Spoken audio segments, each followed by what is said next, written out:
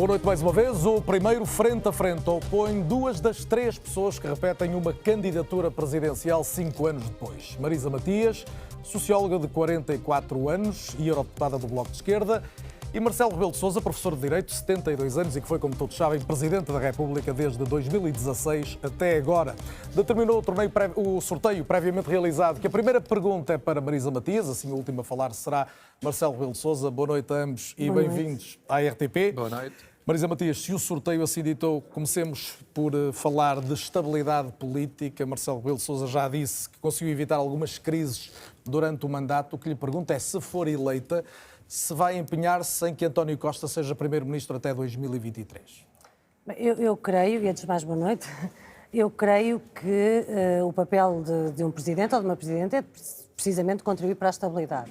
E nesta candidatura eu apresento-me também, precisamente, com a ideia de que nós temos neste país as condições para poder ter entendimentos duradouros e estáveis, e neste caso refiro-me a entendimentos à esquerda. Acho que há uma composição parlamentar que existe neste momento que nos pode permitir garantir esses entendimentos em áreas tão essenciais para a nossa democracia, como são a questão do Serviço Nacional de Saúde, das leis laborais, enfim, do combate às alterações climáticas, tantas questões de regime, questões estruturais que precisam, de facto, dessa estabilidade política, que eu apresento-me precisamente porque acredito nessa possibilidade. Como sabe, um dos pontos críticos da estabilidade governativa em Portugal é a aprovação do orçamento. Estou a ouvi-la, como muitos em casa seguramente, e a pensar: Marisa Presidente será diferente de Marisa dirigente do Bloco que aprovou o chumbo do Orçamento do Estado? Eu acredito profundamente nesses entendimentos, como lhe disse, nessa possibilidade, entendimentos exigentes e não entendimentos que mantenham bloqueios que nós temos tido, do meu ponto de vista, naquilo que são respostas necessárias à crise. Porque é evidente que nós precisamos, desse ponto de vista, uma resposta mais firme. A crise pandémica veio mostrar que, em relação aos problemas estruturais que já existem, muitos deles foram agravados. Não é que sejam novos, mas houve uma espécie de um destapar desses problemas e nós precisamos, por exemplo, na área da saúde, de um entendimento que garanta não só a contratação de profissionais, a sua estabilidade, poderem responder, porque são eles que nos estão a proteger neste momento, num momento tão difícil, como, por exemplo, também recuperar o essencial da Lei de Bases de Saúde que foi proposto pelo António Arnaud ou pelo João Semedo. Ou, por exemplo, só um outro exemplo, na questão laboral. Era muito importante que pudéssemos ter um entendimento para retirar todas as normas laborais que foram introduzidas pela Troika e que algumas delas ainda não foram desbloqueadas e outras foram agravadas. E agora agravadas. a resposta à minha pergunta, Marisa Matias, se me permite. Marisa Matias, dirigente do Bloco, esteve na decisão de chumbo do último Orçamento de Estado. Marisa Matias, dirigente do Bloco, e a Marisa Vou concluir. Matias... Marisa Matias, eventual Presidente, vetaria este Orçamento do Estado? Não, claro que não. Não tem nenhuma dimensão constitucional, não há nenhuma razão para vetá-lo. E a Marisa, dirigente do Bloco, e a Marisa candidata à presidência, é uma Marisa que acredita em entendimentos. E é sobre eles que eu quero trabalhar e que sempre acreditei, aliás, já há 5 anos, quando me apresentei-me porque havia um instrumento político, que era a geringonça, que eu queria ver representado numa campanha às presidenciais. Neste momento, acho mesmo que há possibilidade para se fazer entendimentos para o futuro e criar essa estabilidade que necessitamos, respondendo de forma real e eficaz aos problemas. E eu acredito também, para concluir e para não deixar nenhuma parte da sua resposta por responder, que a resposta que estamos a ter neste momento à crise é insuficiente. E já foi concreto ao dizer que não vetaria enquanto Presidente do Orçamento do Estado, ainda que o tenha chumbado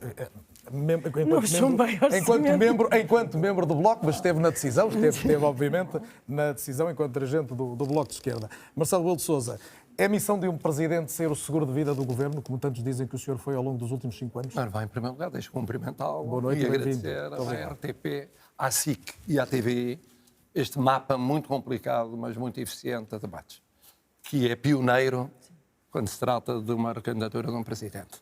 Depois cumprimentar a senhora deputada e agradecer-lhe o que tem feito por Portugal na Europa, nomeadamente na defesa dos direitos humanos e nas relações externas, e cá dentro, nomeadamente nos cuidadores informais. Sem si não teria havido o Estatuto dos Cuidadores Informais. Resposta: não, um Presidente não tem que ser seguro da existência de um governo, mas tem que ter um fator de estabilidade. O senhor não foi seguro? Eu estava a ouvir a senhora deputada e concordava com o que ela disse quanto à estabilidade. É importante que este governo dure até 2023. Concordava com a ideia de que entendimentos são fundamentais e compromissos para a estabilidade da política portuguesa, da vida política portuguesa. Tive pena que não fosse possível no orçamento para este ano haver uma base de sustentação mais alargada, mas acredito que pode existir no orçamento para 22 e 23 à esquerda, uma vez que é a esquerda que no Parlamento foi escolhida pelos eleitores para governar o país. E é à esquerda que compete evitar qualquer crise política no futuro? O Presidente deve lutar pela concretização, pela duração das legislaturas e deve evitar, portanto, crises políticas sempre, mas por maioria de razão, quando há uma pandemia que dura e quando há uma crise económica e social que se vai aprofundar. Mas o senhor não lhe parece que as sondagens que o colocam destacado como provável vencedor destas eleições são, em boa parte, um benefício de ter sido um amigo da governação do PS, já em segundo Sabe, governo? eu não sei o que é isso de sondagens destacados. A única sondagem costuma dizer-se... Conhece sondagens há muitos anos. Sondagens Mais de 60%. só na eleição, no dia da eleição. Eu conheço casos, aconteceu comigo há 5 anos, tinha numa sondagem um mês 62% e tive 52%. Mas concordará comigo que seria a maior surpresa, dizer, isso aí, mas agora, seria a maior surpresa da história eleitoral portuguesa. Mas o eleitorado é livre. Ganhasse. O eleitorado é livre. Até o último instante pode fazer as surpresas que quiser. Agora, a questão fundamental não é essa. A questão é, porquê é que se deve ser um fator de estabilidade? Porque esse é o papel do Presidente na Constituição. Eu jurei cumprir e fazer cumprir a Constituição. E o Presidente deve ser um fator de estabilidade. Com este governo, com um futuro governo também de esquerda, com um futuro governo de direita, qualquer que ele seja, com qualquer governo deve ser um fator de estabilidade. O senhor também já disse que está convencido que não haverá crise política pelo menos no próximo ano, mas Marisa Matias, eu gostava de perceber como é que olha globalmente para o mandato de Marcelo Rebelo de Sousa, porque obviamente uma eleição presidencial pressupõe também o que está para trás, particularmente quando há um presidente recandidato. Marcelo Rebelo de Sousa governou de acordo com o que a esquerda esperava ou governou mais no centro-direita e daí tê-lo elegido como seu principal adversário nestas eleições? Bem, eu elejo como principal adversário, porque obviamente uma das razões pelas quais me candidato é porque entendo que no quadro democrático há respostas diferentes e visões diferentes do mundo e obviamente sei perfeitamente que Marcelo Rebelo de Sousa representa uma visão, como toda a sua trajetória política de vida, mais ligada aos partidos da direita e com um programa político daí, como eu represento uma visão do mundo mais ligada à esquerda e só por aí já poderíamos, com base naquilo que temos feito, identificar razões suficientes para me apresentar e para eleger como adversário. De facto, acho que, e já o referi, houve pontos em que nos encontramos e aproveito para referir a questão dos cuidadores informais, que de facto foi uma das minhas grandes bandeiras da campanha de 2015, que ainda não está resolvida, mas que de facto o Presidente Marcelo Rebelo de Sousa deu visibilidade também a esta questão e eu quero que isso fique reconhecido. Mas dizer também que obviamente há toda uma área de intervenção e que eu procuro sistematizar no programa que apresento por diferenciação em relação ao que foi feito, que eu creio que ficámos muito aquém. Na área da saúde e da proteção dos serviços públicos é uma dessas dimensões. Ficamos aquém em termos de Presidente da República? Sim, acho que o Presidente Marcelo Rebelo de Sousa poderia ter ido muito mais longe. Fazendo o quê, por exemplo? Em relação à saúde pública, em relação ao Serviço Nacional de Saúde, eu assumo por completo aquilo que foi a proposta de António Arnaud e de João Semedo e creio mesmo que o Serviço Nacional de Saúde tem que ser salvo. Estamos a viver uma situação de pandemia que estamos a ser protegidos e que seria muito diferente se estivéssemos nas mãos dos privados, mas felizmente temos tido o Serviço Nacional de Saúde. Mas a verdade é que a Lei de Bases de Saúde não foi cumprida na sua totalidade e muito se deve... E responsabiliza mais o Presidente do que o Governo? Não, eu já lá vou chegar. Acho que eu, aliás, ainda há pouco tempo, numa entrevista, referi isso. Ou seja, esta é uma daquelas áreas em que eu creio que houve limitações impostas à Lei de Bases de Saúde, tal como foi definida por Arnaud e por Semedo, tanto do lado do Governo como do lado do Presidente. E por isso mesmo, do lado do Governo, por variadíssimas razões, que não é com o Governo que estou em debate nesta matéria, e do lado do Presidente, na insistência e creio que na crença que tem da necessidade da pertença dos privados neste quadro. Como isto é um debate, é útil uma réplica? Sim, mas Marisa? deixe-me só concluir. Mas tem assim, que concluir sim, o pensamento. O pensamento, e assim fazemos a réplica em relação a tudo. E desse ponto de Tenho vista... permitido a conclusão. Sim, exato. E eu vou procurar ser mesmo muito É que breve. isto é um ponto central. É um claro. ponto central da diferenciação das Exatamente. nossas candidaturas. O Presidente Marcelo Rebelo de Sousa, de facto, exerceu a sua influência mantendo os privados. E agora, ainda nos decretos sucessivos e nas medidas relativas ao estado de emergência, nós continuamos a ver os privados, que a Lei de Bases de Saúde prevê que possam ser envolvidos na resposta à crise, e muito bem, mas o que nós vemos na proposta que é apresentada é mediante acordo com os privados, quando devia ser mediante custos, os custos reais dessa prestação de serviços, porque não podemos admitir sequer a ideia de negócio num contexto de crise sanitária e pandémica como aquela que estamos a viver. Quer em termos genéricos da Lei de Bases da Saúde, quer em relação à gestão da pandemia, considera que há uma preocupação excessiva com a participação dos privados. É isto para tornar claro aos olhos de quem nos vê. Sim, obrigada pela síntese. É mesmo isso. E, por outro lado, há, de facto, um desvirtuar daquilo que era o essencial, digamos assim, uma parte essencial da Lei de Bases de Saúde proposta por João Semedo e por António Arruda. A segunda questão, é só duas, para não termos... Para não era estar a última há pouco, Marisa. Não era a última na saúde, desculpe. A segunda questão tem a ver com a questão laboral. Mas permita-me só a réplica na saúde Talvez e vamos à questão laboral a seguir. Muito bem. Muito Podia bem, ajudar-me na muito bem. moderação, mas agora a questão da saúde. Já houve tempo o em que senhor, eu fazia esse papel. o senhor esteve Eu ou também não, ajudei, esteve ou não demasiado preocupado ao longo dos últimos anos em puxar os privados para maior relevância dentro do sistema de saúde? Vamos começar pela saúde. Isso mesmo. Lei de Bases da Saúde. Eu votei a Constituição. Portanto, eu votei o Serviço Nacional de Saúde. Já sou tão velho quanto isto. Votei a Constituição em 1975. E, portanto, como acham os portugueses, esmagadoramente, deve haver uma minoria, que o Serviço Nacional de Saúde é insubstituível e é crucial na saúde em Portugal. Quer a esquerda, quer a direita, acha isso. A direita mais agora, A porventura? direita é social. Há uma direita liberal muito pequenina, mas a direita social revê-se também no Serviço Nacional de Saúde, no dia-a-dia. Bom, quando veio a Lei de Base, e há que dizer que o Bloco de Esquerda teve um papel importantíssimo na Lei de Base da Saúde, houve um acordo total em relação a praticamente toda a lei. A lei dá centralidade ao Serviço Nacional de Saúde, portanto foi pacífico. Ficou um ponto apenas, um ponto, para negociação no fim, que era as parcerias público-privadas. Quer dizer, naquilo que é público, quando o público não pode fazer, como é que é? Contrato ou não com privados, em que condições? Foi uma negociação que houve que fazer com o Bloco de Esquerda primeiro, depois com o PCP, intermediada pelo Governo. Estávamos em vésperas do 10 de junho em Porto Alegre, eu ao telefone permanentemente, falando com elementos importantes do Bloco de Esquerda. O nosso tempo não é eterno, só quero alertar para isso.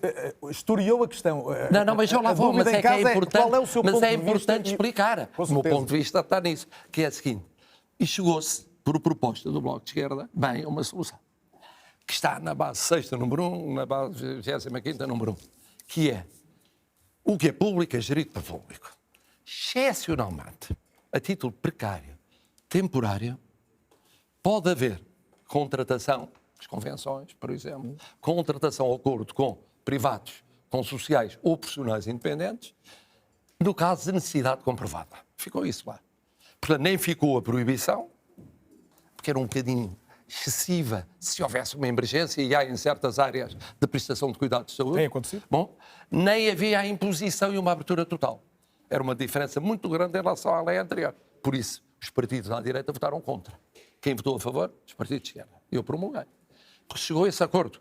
E chegou-se ao acordo até no artigo 3º, número 1, introdutório à lei, que diz: cessará a vigência da lei sobre parcerias público-privadas na saúde se e quando, dentro de 180 dias, vier uma nova lei sobre a matéria. Bom, temos mais assuntos, onde é que temos quase surge meio o debate problema? esgotado, eu só quero Onde é que lembrar surge isto. o problema? Na aplicação da lei. O Governo elabora o Decreto-Lei número 2320 de 22 de maio de 2020, que, ao abrigo da base 6ª da Lei de Bases da Saúde, prevê, embora em termos muito limitativos, as chamadas parcerias de gestão na área da saúde.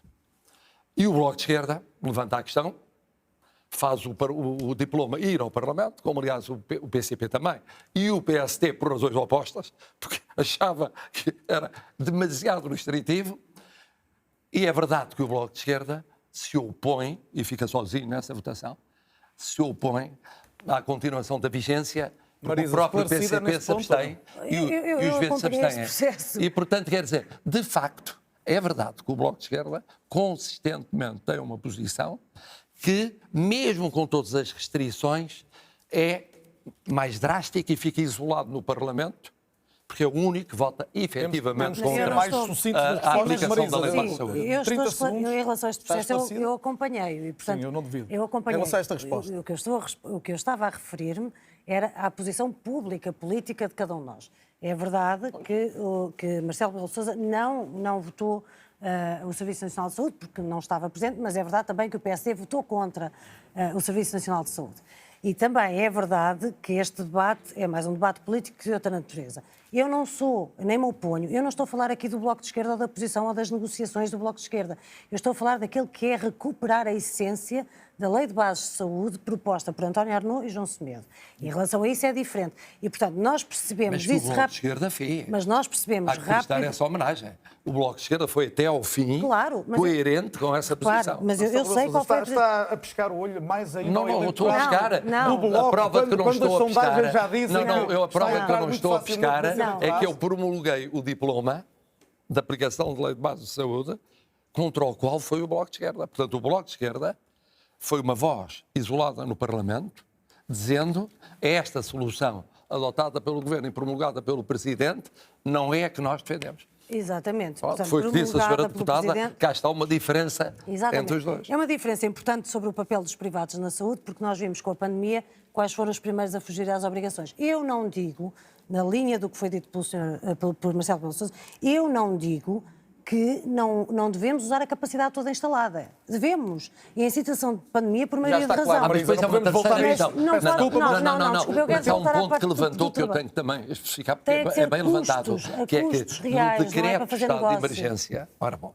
no decreto de estado de emergência, Está de acordo. bom, aí prevê-se que quando estritamente necessário se recorra a privados e sociais. Preferencialmente por acordo. Não se diz só por acordo. Preferencialmente por acordo. Vamos se não ao for por estado de acordo, emergência, se me permite. não é por acordo. Tenho mesmo que e com avançar no debate. indemnização. Eu sei que Mas, apesar de conseguem tudo, entender-se, mas eu mas, aqui apesar tenho que de tudo, avançar o Bloco de mesmo. Esquerda Marcelo Rebelo de absteve-se Sousa acabou de quanto aos falar do estado de decretos do estado de emergência. emergência. É uma questão crucial. Surgiram algumas notícias de, consoante os dados que irá dispor na próxima semana, e vai ouvir os partidos já na segunda-feira, poderá avançar para um estado de emergência de 8 dias ou de novo para o limite de 2 semanas, como consta da lei. É verdade que tem esta dúvida? E porquê? É verdade que, não, mais do que a dúvida, eu me inclino para 8 dias apenas. E porquê? Tem a ver com a campanha também? Não, não tem nada a ver com a campanha. É o seguinte, não há dados suficientes relativamente ao período de Natal. Há dados que são contraditórios. Por exemplo, os dados de há 2 dias e há 3 dias são muito elevados. Os dados, porquê? Porque houve Os de pontos. hoje são menos, porque há pontos. mas também é normal que não porque haja um recorte tão pontos, grande. houve pontos consecutivos e não houve testes. Mas Durante o período da ponte de Natal, não houve testes. Mas já temos uma subida E clara do número agora, de casos. nesta ponte, também não há testes. Portanto, o que é que isto significa? Só é possível ter uma reunião com os especialistas dia 12. Mas não é possível criar um vazio. Portanto, para não criar um vazio, Mas também não há uma ideia há que não há uma ideia de renovar com o facilidade mesmo... numa altura em que Não, os pelo casos contrário, crescem. renova-se com o mesmo regime durante 8 dias, se os partidos concordarem, se o Governo concordar, se a Assembleia autorizar, para dar tempo para se ter um conjunto de dados que permita encontrar uma solução que aponte para um mês. Marcelo Rebelo de Sousa atende a esta solução. Marisa Matias, parece-lhe razoável neste quadro de sucessivos estados de emergência? Eu creio que em relação aos estados de emergência nós devemos seguir as recomendações que temos das autoridades de saúde e do conhecimento científico disponível. Portanto, desse ponto de vista, acho que temos que ter a responsabilidade de responder. Não é só a questão, para mim, relevante, não é só a questão de qual é a duração do estado de emergência, é para que é que ele serve. E desse ponto de vista, registro que tem havido um pedido sistemático às pessoas para cumprir rigorosamente com medidas avançadas para o estado de emergência de forma a proteger a sociedade, e esse pedido que é feito às pessoas não é acompanhado pelo nível de proteção social que deveria existir. Nós vimos no caso da pandemia, as primeiras pessoas a ficarem sem chão, sem nada, foram as pessoas precárias. E nós não temos medidas à altura para reverter a lei laboral que foi introduzida pela Troika.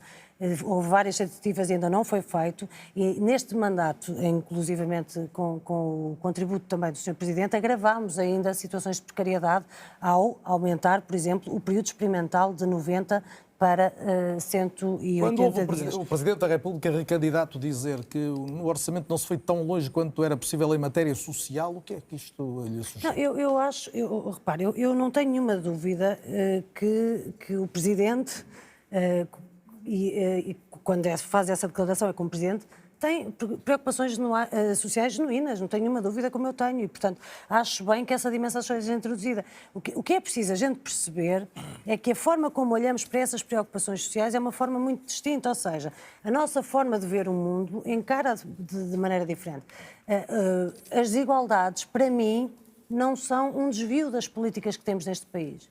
Para mim, as desigualdades são o centro das políticas que temos tido. São a regra, não são a exceção. Desigualdade é quando, por exemplo, em Portugal, um gestor de uma empresa pode ganhar 90 vezes o salário do trabalhador. Desigualdade é quando há uma porcentagem de quase metade dos trabalhadores que não consegue ter dinheiro suficiente e que muitos deles não conseguem sair da pobreza. Desigualdade é quando, por exemplo, o administrador de um banco que é afastado desse banco pode ganhar uma pensão de reforma de 170 mil euros por mês, como foi o caso de Jardim Gonçalves. Desigualdade são as portas giratórias. E desse ponto de vista, o modelo de combate às desigualdades, o meu, prevê acabar com o sistema de privilégios. Prevê, de facto, uma justiça na economia, na sociedade, um modelo de redistribuição, mas que permita às pessoas não estarem permanentemente numa situação em que não conseguem sair da pobreza e da desigualdade. Sente esta responsabilidade por um país hoje mais desigual do que há 5 anos, ou foram as circunstâncias, o contexto até internacional? Está mais desigual com a pandemia. Então, houve um esforço de aprovar medidas, por exemplo, contra a precariedade. É verdade, diz a senhora deputada, que é um problema em Portugal que vinha atrás de precariedade. Os dois governos, tomaram medidas, mas a minha pergunta nomeadamente da legislatura anterior, contra a precariedade. Não foram tão longe quanto poderiam ter isso. Em quê? Nomeadamente, o que é que concretamente gostava de ter visto? Designadamente no último orçamento, quando o senhor fala nesta questão social. Designadamente o orçamento de 2020 ficou atrocidade pela pandemia. Mas o De 2021 facto, é verdade, não necessariamente. No orçamento para 2020 mas previa um conjunto de medidas e, de facto, aí o Bloco chamou a atenção que mas o senhor agora, se me permite, do orçamento para para 2020 não senão foram executadas por causa da situação. Mas quando o senhor fala em ir um pouco mais longe, no ênfase social, creio que é a sua expressão, Sim, já estamos a falar no orçamento para 2021, e eu gostava que concretizasse. Quando há um aumento do salário mínimo, há de novo um aumento extra de pensões, o que é que podia ser mais? Não se importa de me deixar explicar. Agora, o que é que podia ser mais? Não me Não importa. posso deixar, faltam 7 minutos e meio para acabar o debate, só quero lembrar isto. 7 minutos É verdade, o tempo voa. Bom, então, muito rapidamente, eu diria o seguinte. Havia precariedade, houve medidas contra a precariedade, não se foi tão longe quanto era possível, uma parte pela pandemia, outra parte pela não execução do orçamento para 2020.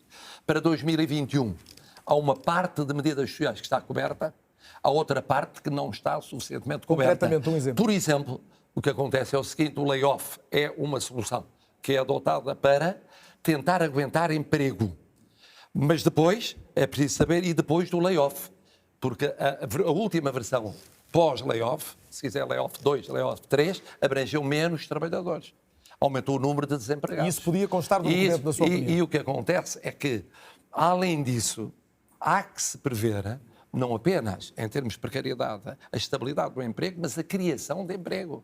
É fundamental a criação de emprego. Logo, eu entendo que algumas propostas que foram apresentadas, não foram aprovadas no orçamento para 2021, de natureza social, teriam, num ponto ou noutro, sido importantes para uma recuperação social que é fundamental. Estamos no arranque da presidência portuguesa da União Europeia e temos aqui esta questão da nomeação do procurador José Guerra. O senhor considera isso um fenómeno político relativamente comum ou há gravidade no facto de Portugal ter enviado informação errada sobre um procurador que indicou, em contrário à primeira escolha que tinha sido feita por um comitê independente? Ora bom, eu, do que pude apurar, porque eu não pude ouvir a entrevista da senhora Ministra da Justiça. Mais ou menos desvalorizou no essencial e considera a responsabilidade dos serviços. Bom, responsabilidade dos serviços. Mas o que é que correu mal? É verdade, diz a senhora Ministra, é uma nota interna. Uma nota que foi enviada para a REPER. A REPER é a representação diplomática de Portugal junto da União Europeia. Mas há 3 ou 4 pontos que são lamentáveis. Primeiro, atribuir uma qualidade que a pessoa não tem. É um pouco como dizer que é professor catedrático, que é apenas doutorado. Segundo lugar, o dizer que dirigiu uma determinada investigação, no caso do GT, quando representou em tribunal, não dirigiu. É diferente. Terceiro, o próprio, parece que foi hoje reconhecer, que não liderou a equipa que investigou a Junta Autónoma das Estradas. Ele próprio diz, eu não pus isso no meu currículo. Como é que é possível aparecer no currículo essa realidade? E como é que é possível haver uma nota num tema? Pensei que é uma nota interna. Mas o tema é sensível. Mas é um tema sensível enviar diretamente uma direção-geral para uma embaixada. Porque a REP era uma embaixada. Porque era uma nota enviada logo depois de um parecer de um conjunto de especialistas europeus que se tinham inclinado para outra E o solução. senhor adivinha a pergunta seguinte, seja, e há responsabilidade política ou seja, da parte eu da ministra? quero ainda mais informação, mas o que eu pude apurar nestas 48 horas foi que há aqui um desleixo. E é um desleixo de uma matéria que tem projeção internacional. E, É portanto, verdade que é um responsabiliza desleixo numa nota interna, pode não ser um desleixo decisivo naquilo que foi a posição de quem acabou por optar, mas que é lamentável, é lamentável. E com responsabilidades políticas a serem retiradas ou não? Isso só pode ser depois de apurar exatamente tudo o que se passou.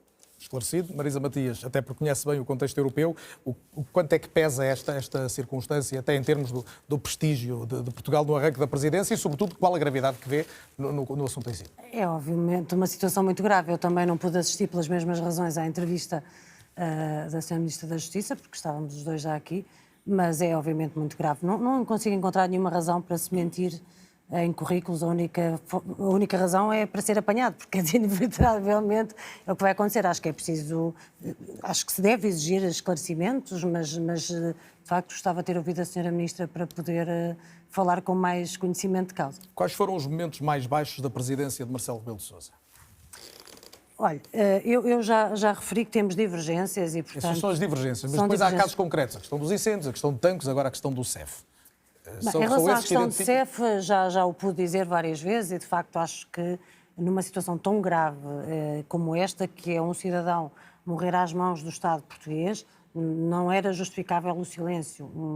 Que não houve. Que eu falei nisso logo no começo, não, em abril. Mas o contacto com a família do cidadão... Isso, de facto, foi uma opção do Estado. Ou seja, sim, mas... Admito que seja criticável, mas foi uma opção que eu tomei, achar que não devia ser o Presidente da República a substituir-se ao CEF, a toda a hierarquia do Estado nesse contacto. Mas, enfim, admito que sim. Como já referi, o acordo que se fez ao nível do Bloco Central para alargar o período experimental foi um ponto que também, do meu ponto de vista, muito negativo, porque nós vemos bem na pandemia, foram precisamente estas pessoas precárias e, sobretudo, as que estão em período experimental, as primeiras a ficar sem ganha-pão e estão numa situação muito difícil. 3 meses de período experimental já era imenso, passar para 6 meses é, do meu ponto de vista, inaceitável. E houve várias questões que, não dizendo pontos necessariamente baixos, são ausências muito significativas no mandato.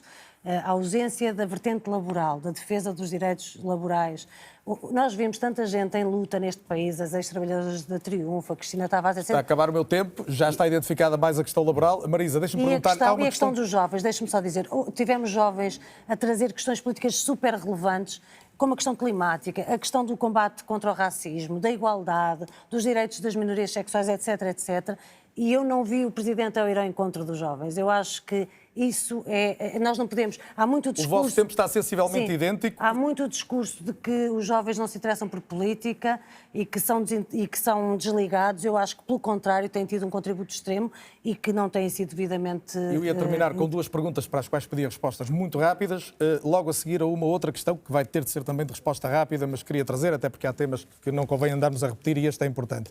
Uma causa que lhe é cara, Marisa Matias, é a questão da eutanásia. O referendo foi chumbado. Sim, claro. Os 5 projetos aprovados estão em fase conclusiva de legislação. O que é que espera que faça o próximo Presidente, que provavelmente está à sua frente?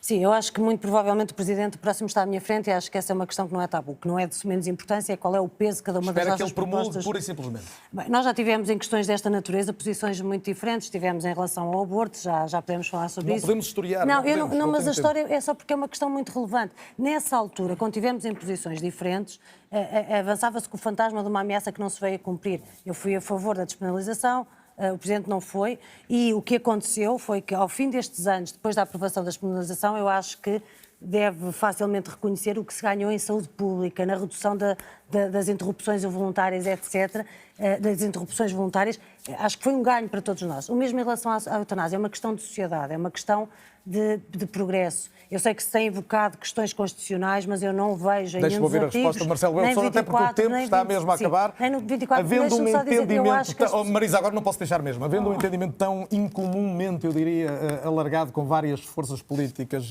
a contribuírem para o mesmo processo legislativo, é de supor que o senhor não tenha dúvidas e não envie para o Tribunal Constitucional o documento? Eu tenho de ver o diploma. Não há diploma Não ainda. exclui hipótese nenhuma Infelizmente, até lá. houve um atraso no grupo de trabalho e na Comissão, mas espero que seja recuperado em janeiro, a tempo do diploma chegar às minhas mãos.